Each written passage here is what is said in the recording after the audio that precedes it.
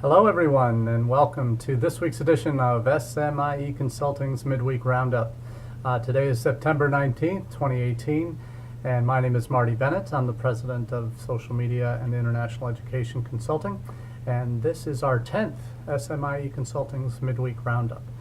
For an archive of the Midweek Roundups in the past 9 weeks, you're welcome to check out our archive here on our Facebook page for SMIE Consulting LLC, or you can check them out on our YouTube channel just launched, similarly named SMIE Consulting, or on our new website, which I'll be sharing the details with you later on. So thank you very much for joining me. Today we're looking at 3 new topics in international education news this past week. And for those of you who have been in the business for a number of years, this is the time of year when after classes are enrolled and the numbers start happen to come in from different institutions, we start to see the impact of different strategies that institutions have decided to implement in the past year to see if they've worked. And that's always an interesting time of year to find out what's worked, what's not, and what some of the fallout is from any changes that have occurred on campus. It's really an interesting time, so I encourage you all to share your stories if you have them here on our SMIE Consulting Facebook page as part of this chat, or are happy to bring those up in future conversations that we have with the audience. So today we're going to be covering 3 topics. These 3 topics are going to be ones that some of which you've heard of in the past, may have not heard exactly how these ideas were taking shape, and one of the topics we'll cover today is more of a holistic view that the PIE News is taking on an important topic that certainly is on the minds of students, and that would be post-study work opportunities, and not just in the United States, but around the world. So let's jump right in with our first topic. For those of you who followed the You Are Welcome Here campaign over the years, they made a pitch starting in around NAFSA back in the end of May when they launched their new scholarship initiative, the You Are Welcome Here scholarships. And this was launched by Jessica Sandberg before she left for Eastern climates in China with Duke Kunshan. And congrats to Jessica for that great move for her as Dean of Admissions there. What this new scholarship program is designed to do was to share with international students abroad who are looking at the United States and maybe have questions as to whether or not the United States is still a welcoming place for international students. The campaign is just really mushroomed to over 300-400 schools now that have signed on to be a part of that, either through videos that they've done, content that they've shared on their social media, on their websites about their commitment to international students. And back when they launched the scholarship drive, encouraging U.S. institutions to begin offering specifically awarded money for You Are Welcome Here. And there are several requirements that are part of this scholarship now that different colleges would have to come up with their own funds, their institutional funds or donated funds to put towards scholarships for international students, and call them You Are Welcome Here awards.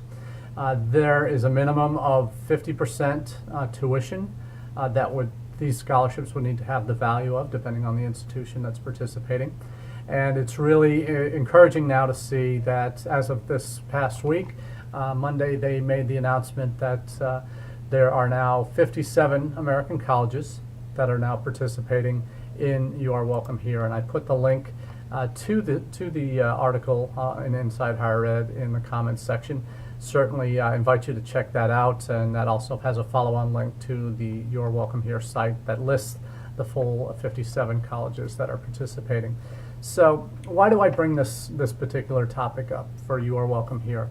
Really, it's a matter of this topic is one that U.S. institutions, in whatever way, shape, or form they and the way they talk about themselves internationally now, if they haven't already realized it, the world has changed, or the world's view of the United States has changed and is changing, and it hasn't been for the best. But what this campaign began back in November 2016 after the elections, and has continued on through the last almost 2 years now since its inception, has really taken an approach of waking up and smelling the coffee, frankly, that the U.S. is an increasingly competitive global market for international students, and the institutions that decide to participate in this campaign through various means have certainly taken that step and are recognizing, hey, we need to be doing more to make ourselves, not just our country, but ourselves seem more welcoming to international students, and really put a pin in any misconceptions that students have about the reality on the ground at our various institutions. I think that's been the real challenge, and certainly the colleges that have embraced You Are Welcome Here are living that out in a number of different ways. We've talked in past episodes on Midweek Roundup about examples of what different colleges are doing. Eastern Michigan on the financial and putting their money where their mouth is, and that's certainly one way that speaks louder than words in terms of impact that's going to have in the marketplace. Eastern Michigan University has basically provided their international student applicants who decide to come there in the equivalent of in-state tuition, and that's a huge advantage for international students that are looking at the United States. That is already one of the top 1 or 2 most expensive destination markets for cost of study, from tuition, enrollment, living expenses, books and supplies, health insurance, all of that. U.S. is already one of the top most expensive destinations, and anything that institutions can do to make themselves internationally more attractive financially to these students is certainly something to consider. So kudos to those 57 colleges that have joined this list at You Are Welcome Here. If you're wondering who some of the bigger names are on this list, again, that's on the You Are Welcome Here site, youarewelcomehere.org/scholarships. And the number of schools, again, 57. We've got everything from a couple of schools, or at least one school that I used to work with, Ball State in Indiana. Congrats to the Cards there for signing on to this. Eastern Michigan, George Mason, Illinois College, James Madison, Johnson & Wales, Kent State here in Ohio, Miami University in Ohio, Michigan State, Murray State, Northeastern Ohio University. So schools across the country, from Shoreline College and Shoreline Community College and Seattle University in Washington, to the East Coast, and certainly a number of New England schools that have jumped on board. Western New England University was one of the first that made the original commitment back in May to this scholarship initiative. So we're looking at hopefully a list that is going to grow, and I'm very encouraged by the start. I hope that this list grows for future years, and it becomes a regular staple of what international students have to choose from when they're looking at universities in the United States. So that's the good news.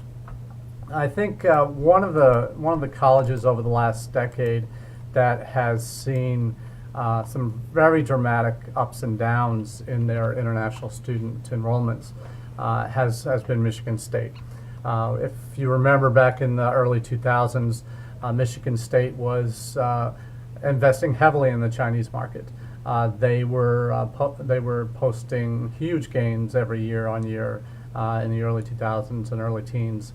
And what's happened in the last few years, in the last 4 years, that had up until the 2013, Michigan State, was, I think, next to University of Illinois Champaign-Urbana, had the second largest concentration of Chinese students in the United States.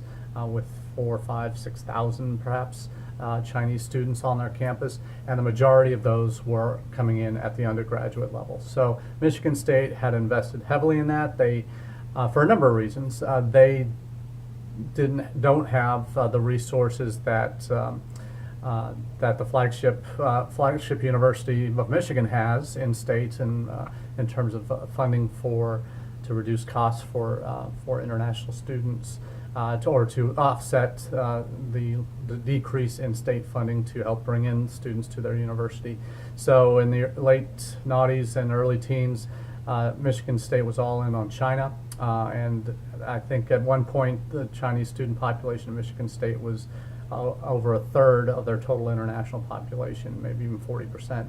So that's obviously a huge percentage of your international population coming from one country, and at the undergraduate level, that percentage was even higher.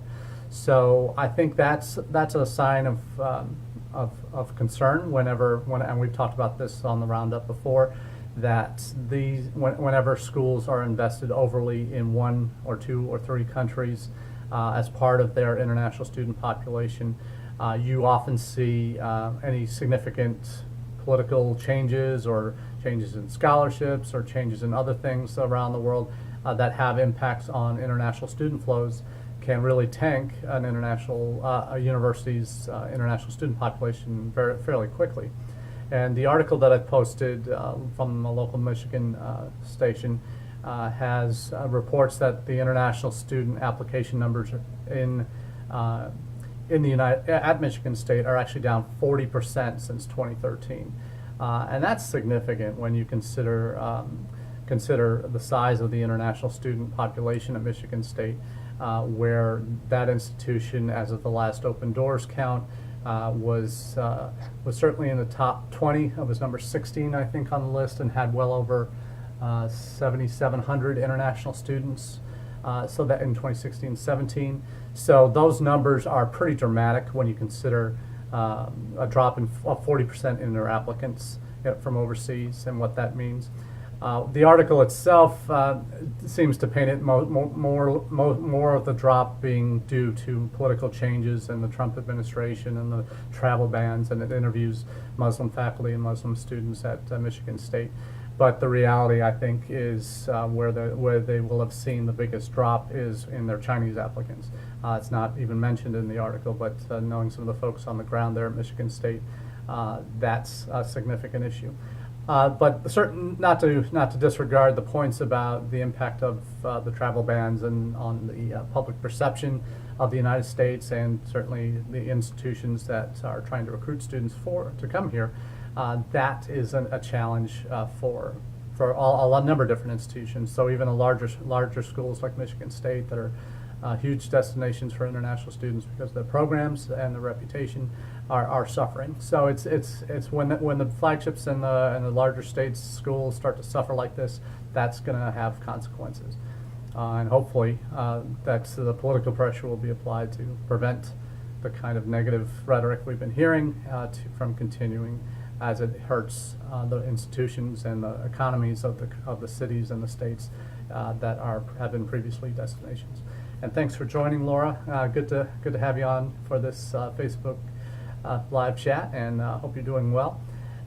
With the Michigan State story? One of the things I always like to talk about as an example of institutions that they have also been doing it right in terms of their undergraduate recruitment for a number of years. I've traveled personally with at least 2 of their staff internationally, and they are well represented around the world and have made considerable inroads in developing markets in Latin America, in Southeast Asia, in India, in China, and that speaks to their commitment to doing international right. And they'll get through this. I'm sure they will. They fortunately have had an increase in their domestic enrollments that have offset some of the international drop-offs. So that's helped them budgetarily. So hopefully they're not in as severe financial straits as some institutions that have overly relied on internationals that have been suffering, whether from the reduction of Saudi scholarship dollars that are coming to their institution, or visa issues that they've experienced in India, Nepal, other countries that have decimated their international populations. So I really am encouraged by what Michigan State is doing, and they get it. They get it.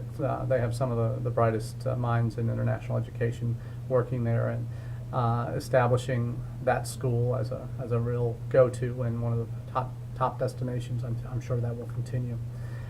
So in terms of next steps, the final issue I'd like to cover today is an article that came out on I think it was on Friday from the PI News, one of my favorite sources on international ed stories. The PI News has put together a series, and they're calling this one Act 1, of the lore of work rights for international students. And Act 1, this article covers policies, government policies around the world that impact post-study work rights for students. And it's in many countries previously in Bush and Obama administrations, when the STEM OPT extensions were put into place, this was a sign from an excellent sign from the U.S. government for international students and their parents that the U.S. Did want to invest in work opportunities for students from abroad, and that certainly has paid off. The number of students on OPT, particularly STEM OPT, had grown from 2008, when that was first introduced as a two-year extension on the initial one-year OPT, available to all international students on F1 student visas for each degree level. When that was introduced, there was certainly a spike in interest in 2008 and beyond. A very dramatic uptick in the numbers of international students coming to the United States. Around half of those are now here on STEM degrees, so and have access to the STEM OPT work permission. So it's really now a matter of, if in the U.S., responding to a lot of what the Trump administration has proposed, and there are potential limits or restrictions now on OPT, on post OPT work through H-1B opportunities. There's been a real tightening of interpretation on what is possible, and a potentially illegal, or certainly there will be legal challenges to some of the things coming down the pike about removal of certain benefits, or not allowing Tier 1 salary candidates to be part of the H-1B pool, but that's a different story. So there's a lot of concern in the international ed market as it relates to the United States as to what the future will be.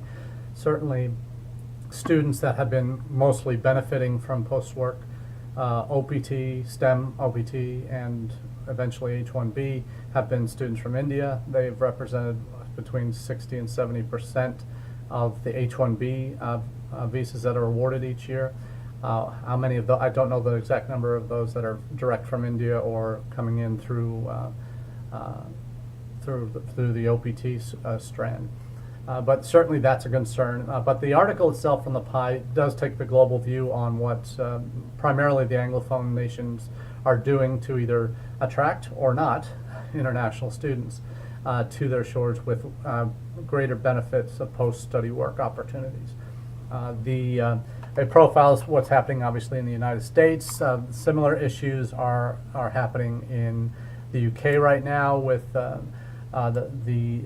Migration Advisory Committee that we discussed last week in the UK has recommended that there not be a new post-study work visa category, that the existing regulations should allow for students to continue work. The Universities UK wanted to extend the time that certain degree categories have. I think the recommendation was for PhDs that they would get that extension, but not any others. So it's a real challenge that increasingly, certainly the student surveys that have come out over the last 2 to 3 years that have asked what are the benefits of coming to any particular country, not just the United States, and the potential for employment in country, the potential for experience in their field, working experience in their field, and post-study work eligibility in their home countries, because of their having attained a degree abroad, certainly raises their value. So those are some of the things, and survey after survey seems to back that up, that post-study work opportunity is really one of the things that students are most looking for. So they're not looking just at going abroad for a degree, they're looking at what that degree will mean for them, both either in country or back home. But more and more they're looking at what that means in country for wherever they're studying. So I think we're seeing an increase in that, and that's one thing I see governments that are kind of on the bigger picture, macro scale of events that happen that impact world international student mobility. The policies that governments have for work after study really can have a significant difference. We've seen in New Zealand, the country has adopted a very pro post-study work visa, and that's it's a way in some countries to be a more legitimate and straightforward path to citizenship.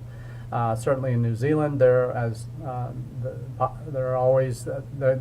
concerns with decreasing domestic population growth, and that's the need for a skilled labor force is important in many countries that may be not met by domestic means. So certainly New Zealand's jumped on that bandwagon and being much more generous with their post-study work. Canada likewise also has a very straightforward path that already allows graduates to stay and work for up to 3 years. But now they're also looking at ways in certain provinces within Canada. They're actually making it a much more blatant path to permanent residency in those provinces. Provinces in Nova Scotia that, for example, in the eastern provinces or northwest provinces that do not have huge population centers and declining birth rates and are going to need skilled labor in those provinces. There are almost incentives built into the system now in Canada in certain provinces to stay after students are done with their work. So it's really fascinating to see how different countries are interpreting what's going on. Thanks for joining, Lou. Hope all's well with you up in Boston, and your neighborhood's recovering from those terrible gas explosions there earlier over the weekend. Really awful stuff, but I'm glad you're okay. I'm sure you're helping out your neighbors as you can. So thanks for joining. We're talking about this post-work study, and really the last part about this that I think the Pi News is going to be continuing this series, and I'm sure they're going to look at more at what some of the student perceptions of different destination countries and how the post-study work opportunities that exist or do not impact their willingness to stay. We've seen some similar things in the U.S. As it relates to China, where actually more Chinese students are returning home now than in larger numbers than they had ever done so before. So I think that's one of those things that you may see more of, because there are better opportunities for them back home than they can get here. Indian students still are probably the international student group that are the most sensitive to these winds of change on post-study work. Any review of news stories in Indian press about U.S. higher education, it's always talking about OPT, STEM OPT, H-1B regulations, because the Indian market has certainly benefited most from those over the years. So really interesting to see where those develop. One last thing I'll leave you with today before we sign off.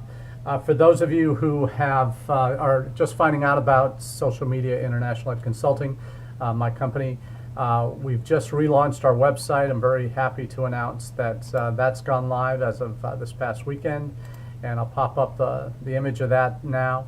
The website address is smieconsulting.org, and I'll also put in the website into the comments section here for this site.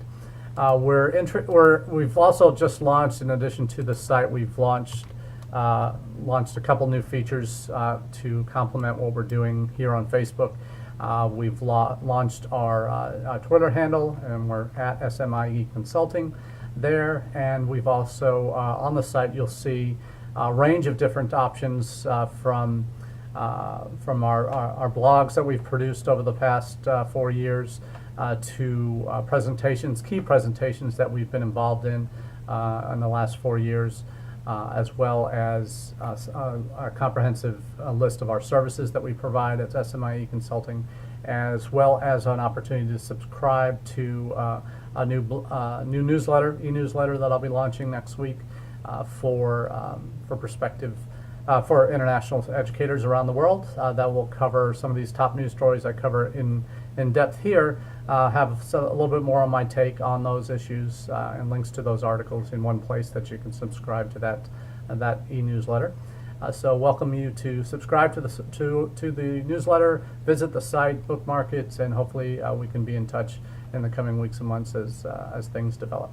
So thanks for now, and wish you all the very best of the day.